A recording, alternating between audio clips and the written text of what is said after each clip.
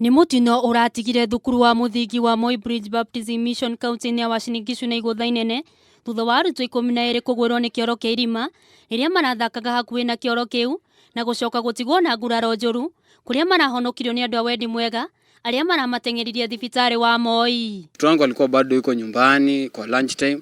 Sasa baadaye tu mimi nikapata ripoti kwamba kuna choo imeangusha watoto. Sasa kuja kuchunguza nikapata kweli ni choo ambaye ni ya shule ambayo mwanafunzi wangu anasoma ndani.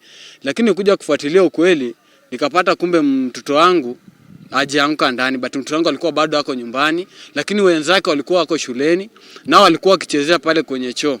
Watoto kuitana safari moja 2 3 wachasana kwa choo. Na unajua mwalimu achui kenye kinatendeka mshale sikia tu nduru watu wenye wanapita kwa njoo.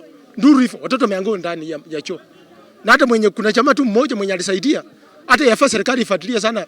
Isaidia hata matibabu ya chama kwa maana aliumia vibaya sana. Kuringana na chifu wa itura riu ni ugite ati arutwo gatagati ka miaka 8 nio marahutirio ni Mutino uyu riria marari ihinda-ini ria ranji nao arimu ao marari wabici-ini. Tayari mambo yako katika police station.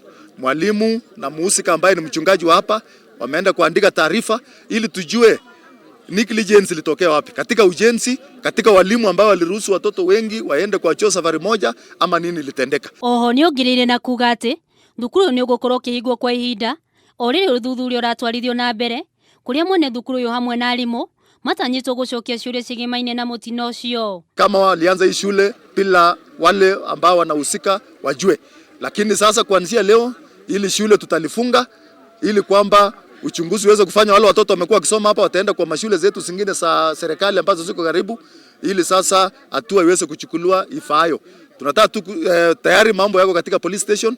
Mwalimu na muhusika ambaye ni mchungaji wa hapa wameenda kuandika taarifa ili tujue negligence ilitokea wapi. Riu arutwo ni marikite kuheo rutha thutha wa gutangikirwo thibitari-ini wa Moi Bridge ona gutuika thibitari icio ndurari na uhoti wa guthurima ciana icio wega, uguo kwina bata wa gutwarwo thibitari-ini munene niguo mathurimwo makiria. Watoto wote waliweza kuokolewa kupitia kwa wakaaji wa hapa na wakaweza kuletwa hospitalini, watoto 12 na wote waliweza kutibiwa, waliweza kuonwa na madaktari na ikaonekana kwamba wako out of danger, wakatibiwa na wakaenda nyumbani. Handu-ini ha Kameme TV, ketwo Njeri wa Gitau.